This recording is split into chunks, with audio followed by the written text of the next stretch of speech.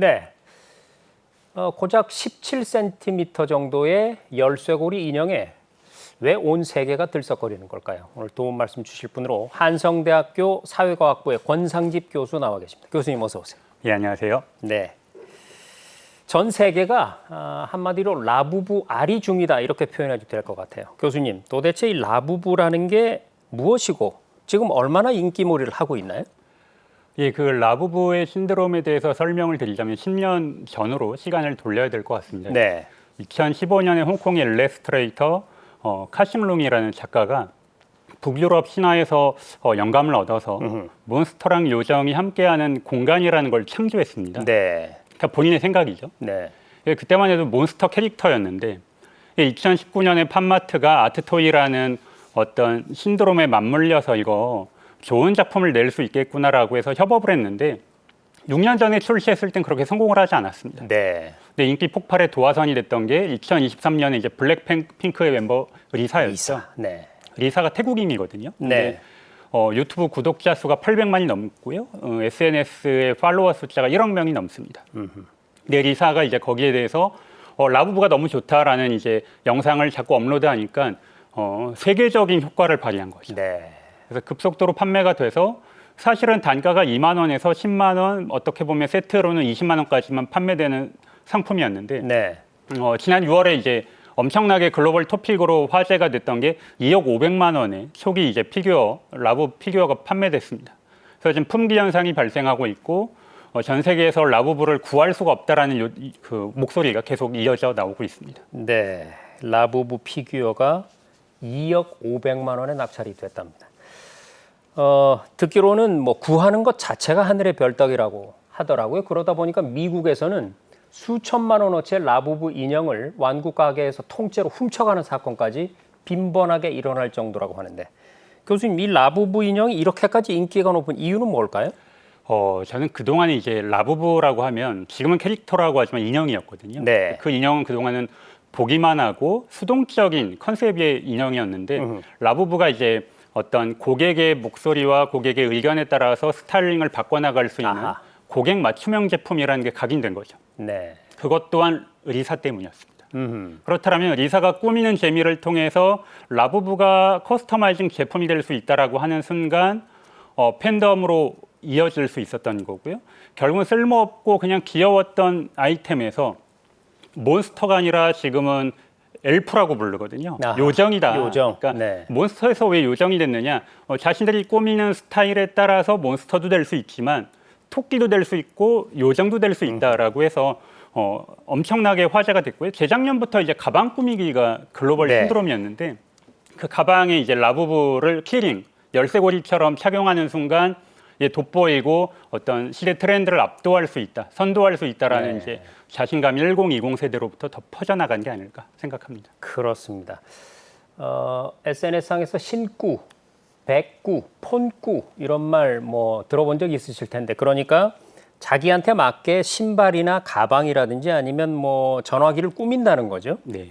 근데 결국 이 라부부도 나만의 패션 아이템을 만드는 커스터마이징 그러니까 이 맞춤형 이게 대세인 상황의 흐름을 타고 떴다 이렇게 볼 수가 있겠군요. 네, 앵커님이 말씀하신 것처럼 커스터마이징이 글로벌 트렌드입니다. 네. 그래서 그동안은 패션, 식품 등에서 확산이 됐었는데 최근엔 티셔츠, 신발, 가방, 심지어 자동차까지 개인의 모든 제품을 나의 스타일링과 나의 캐릭터에 맞게 변형시킬 수 있다는 게 확산이 되면서 올해 글로벌 경제의 핫 토픽으로 떠오르는 게 토핑 경제라는 게 떠올랐습니다. 네. 그러니까 내가 어떤 것들을 가미하느냐에 따라서 고유의 제품의 색깔이 완전히 달라진다라는 네, 거죠. 마치 피자에 먹고 싶은 토핑을 올려서 먹듯이. 맞습니다. 네. 예, 그래서 전 모든 제품과 서비스가 토핑 경제의 맞춤형으로 변할 수 있다면 모든 제품이 나의 색깔을 입힐 수 있고 나의 색깔을 드러낼 수 있다. 그 도화선이 라부부가 된 게 아닐까 생각합니다. 그렇군요. 교수님께서 기고하신 글을 제가 읽었었거든요. 네. 며칠 전에. 그 분석이 너무 깊으셔서 오늘 이렇게 모시게 됐는데 교수님 보시기에 이 라부부가 다른 캐릭터와는 다른 어떤 독특성이 있다 이렇게 보시던데 그게 어떤 것들입니까? 그동안 이제 뭐 캐릭터라고 한다면 고유의 유니버스라는 게 있어야 된다라는 네. 게 불문율입니다. 그렇습니다. 그러니까 엔터테인먼트 컨텐츠 산업에서 고유의 유니버스 서사가 있어야 성공할 수 있다라는 게 일종의 불문율인데 그게 깨졌죠. 그동안은 미키마우스나 포켓몬스터에 의하면 고유의 스토리와 그런 캐릭터가 있어서 창작을 할 수 있다. 세계관을 만들 수 있다라는 건데 라부부가 그게 없다라는 거예요. 툭 튀어나왔죠. 예, 갑자기 튀어나왔는데 생각해 보면 라부부는 이제 저는 전략이 영리했다고 생각을 하는 게 첫 번째는 아트토이입니다. 아트토이, 토이 앞에 아트를 붙였다는 건 우리의 장난감은 예술가적 영감을 불어넣은 것이다라고 해서 공약을 1020 세대가 아니라 인플루언서들에게 했습니다. 그러니까 인플루언서들을 활용했다는 건 굉장히 영리한 거죠. 그들의 구독자 수, 어떤 팔로워들에게 영향력을 행사할 수 있었다라는 것.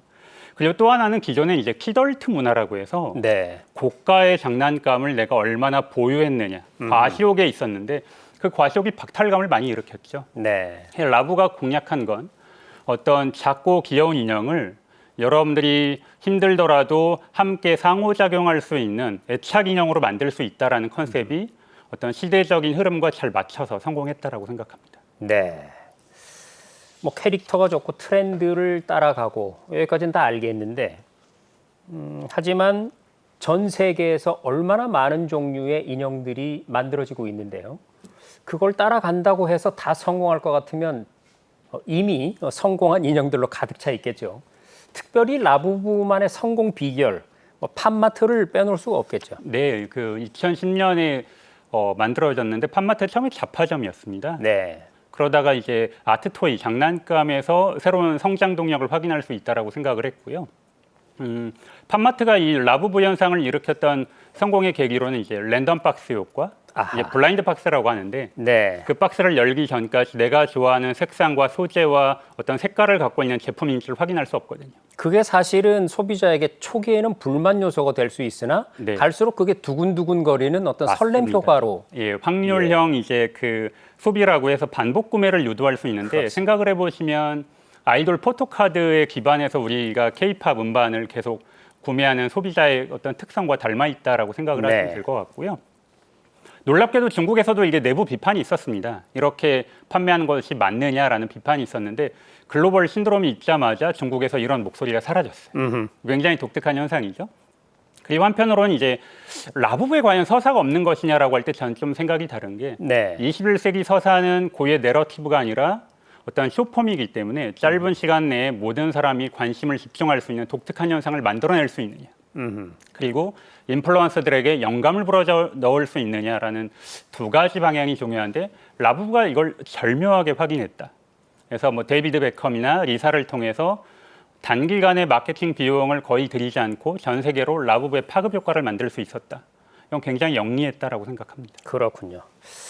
자, 2019년에 판매되기 시작해서 불과 몇 년 만에 큰 성장을 이뤄냈는데 이 라부부는 사실 교수님께서 설명해 주신 것처럼 그리고 글에서도 지적을 하셨던 것처럼 가능성도 크지만 한계도 명확하지 않습니까? 네, 맞습니다. 예를 들어서 지금의 뭐 까치나 호랑이가 그 키링이 팔리는 건 사람들이 캐대언을 봤기 때문이고 맞습니다. 거기서 감동을 받았기 때문에 사는 건데 네, 그렇습니다. 라부부는 서사가 사실은 뭐 그런 정도의 서사는 가지고 있지 그렇죠. 않단 말이죠. 자, 그럼에도 불구하고 뭐 작년 한 해 판매 개수가 저는 30억 개라고 들었는데 이거 기록적인 성장세 아닌가요, 이 정도면? 네, 엄청나게 성장세고요. 회사로 치면 이제 매출액을 봐야겠죠. 매출액이 5년 사이에 10배가 올랐습니다. 놀라운 건 작년에 2조 5천억 가까이 벌어들였던 팜마트 매출액이 올해 벌써 상반기에 넘어갔습니다. 네. 올해 5조를 예상하고 있고요. 팜마트의 시가총액이 작년 이맘때 10조였는데 지금 70조가 넘어갔습니다. 이게 얼마나 큰 수치냐. 대한민국의 모든 컨텐츠 기업을 합쳐도 사실은 3분의 1이 안 됩니다. 시가총액에서.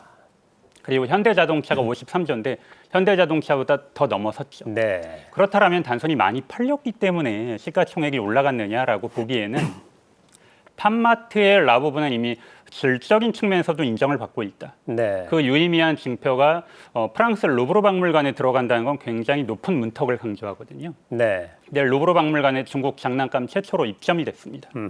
또 미국 타임스 스퀘어에 입점이 됐는데 미국에 이제 입점한다는 건 전 세계 글로벌 시장에서 팬덤이 있다는 뜻이거든요. 네. 그래서 이제 언론에서는 30개국 521개 매장을 운영하고 있다고 하는데 최근에 제가 팜마트 이제 홈페이지를 보니까 571개로 늘어났습니다. 정말 빠르게 성장하고 그렇네요. 있다라고 네. 생각하시면 되겠습니다. 자, 이제 그러면 우리 글로벌 인사이트만의 강점 외연에서 내면으로 한번 시선을 돌려보겠습니다. 라부부가 중국의 소프트 파워를 확장했다. 이런 평가가 많이 나오고 있습니다. 그런데 교수님, 실제로 올해 조사된 이 글로벌 소프트 파워 지수에서 중국의 순위가 상당히 높았다고요. 네, 그 컨설팅 회사 브랜드 파이낸스가 올해 소프트 파워 조사를 했는데 이 소프트 파워 조사는 국가의 광의적인 범위의 소프트 파워라고 생각을 하시면 되겠고요. 네. 크게 인지도와 명성, 영향력을 토대로 그 국가의 비즈니스 무역, 국제 관계, 교육, 문화적인 파워, 또 사람과 가치에 대한 어떤 영향력을 조사했는데 놀랍게도 중국이 올해 미국 다음으로 2등을 차지했습니다. 그동안 이제 확고한 2등이 영국이었는데 영국을 꺾었다는 데 대해서 중국 내부에서 굉장히 자신감이 많이 붙은 상황이고요. 한편으로는 한국은 대한민국은 K 콘텐츠 때문에 굉장히 우리가 소프트 파워가 앞서 있는 거 아니냐라고 생각을 하는데 물론 많이 올라가고 있습니다. 세계 12등을 했고요. 네. 가장 단기간에 많이 올라갔지만 우리가 과학기술과 이제 문화적 파워를 확보했기 때문에 12등까지 입증을 했는데 더 나아가기 위해선 국가 전반적인 신뢰도와 투명성을 확고하게 더 갖춰야 된다라고 네. 생각을 합니다. K 컨텐츠의 성장 멈출 수 없는 이유 들어본 것 같습니다. 얘기를 나누면 나눌수록 이 캐릭터 문화 산업의 힘이 참 대단하긴 대단한 것 같습니다. 근데 이 시점에서 이제 세계적으로 큰 성공을 거둔 캐릭터들을 한번 돌아보고 싶은데 말이죠. 저는 뭐 이렇게 얘기하면 제 연식이 드러나지만 어릴 적에 제가 푹 빠졌던 전 세계 아이들을 사로잡았던 미키마우스가 떠오르는데요. 사실 미국 소프트 파워를 대표적으로 보여주는 캐릭터 아니겠습니까? 맞습니다. 근데 미키마우스 앵커님이 뭐 연식이라고 설명하셨는데요. 그렇게 생각하실 필요가 없는 게 미키마우스가 올해 한국 사람 나이로, 그러니까 사람 나이로 치면 97세인데 네. 디즈니 내부에서는 그런 말을 합니다. 1930년대생부터 2020년대생까지 우리 끊임없이 영감을 불어넣어주고 있다. 네. 미키마우스가 왜 중요하냐면 단순히 전 세계에서 6조 원을 매년 걷어들이는 수익을 떠나서 저는 애니메이션이 캐릭터가 산업화되는 변곡점을 만들어냈다라고 네. 생각을 하고요. 미키마우스 때문에 테마파크가 최종 컨텐츠 산업의 지향점이라는 게 확인이 됐습니다. 그러니까 밸류체인이 된 거죠. 캐릭터가 애니메이션이 되고 또 애니메이션이 영상으로 만들어지고 그게 결국 테마파크로 이어지는 변곡점을 만들어냈다. 그렇다면 캐릭터는 우리가 단순히 보는 것이 아니라 보고 듣고 즐기고 경험하는 곳이다라는 걸 만들었기 때문에 네. 미키마우스는 여전히 우리가 흔히 말하는 전체 애니메이션뿐만 아니라 컨텐츠 산업의 대명사다. 그래서 2020년대생들까지도 영감을 받고 있다라고 생각을 합니다. 네. 하나만 더 볼까요? 또 다른 캐릭터 강국 하면 또 일본이겠죠. 네, 일본 네. 무시할 수가 2020 도쿄올림픽 홍보에 캐릭터를 이용하게 된 그때 상당히 화제가 됐던 걸로 기억이 납니다. 네, 그 도쿄올림픽이 세계 최초의 무관중 올림픽으로 기억하는 사람도 있지만 그 전에 리우올림픽 때 이제 도쿄올림픽을 소개하는 영상이 화제였는데 슈퍼마리오로 이제 아베 총리가 당시 분장을 했다라는 것. 그럼 일본은 왜 슈퍼마리오를 선택했을까라고 생각을 하면 1985년에 슈퍼마리오가 탄생됐는데 네. 전 세계에서 가장 많이 판매된 게임 중에 하나입니다. 아하. 그러니까 전 세계 어딜 가도 슈퍼마리오를 모를 수가 없죠. 그래서 리우에서 슈퍼마리오 영상으로 등장했을 때 모든 운동선수뿐만 아니라 경기장에 가득 찬 사람들까지 환호성을 질렀거든요. 네. 그게 바로 캐릭터의 힘이다라고 생각을 자기가 하고요. 어렸을 때 다 했던 게임이니까요. 맞습니다. 그래서 문화를 형성하는 힘은 결국은 다양한 문화 콘텐츠에서도 나오지만 우리가 잊지 말아야 될 건 영속성을 가져갈 수 있는 캐릭터를 계속 발굴하고 발전시키는 게 중요하다라고 네. 생각을 합니다. 그렇군요. 지속성, 영속성. 자, 지금 각국의 사례를 기반으로 해서 생각을 좀 정리해 보니까 이렇게 되네요.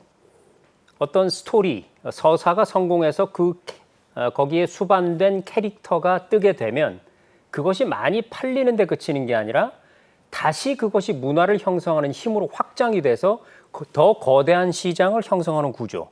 이렇게 생각하면 될까요? 맞습니다. 그 최근에 K-팝 데몬 헌터스가 굉장히 열풍을 불면서 대한민국의 뭐 국립중앙박물관에 수많은 방문객이 온다고 하지만 우리가 네. 잊지 말아야 될 건 그 캐대언 IP는 넷플릭스가 가져가고 있습니다.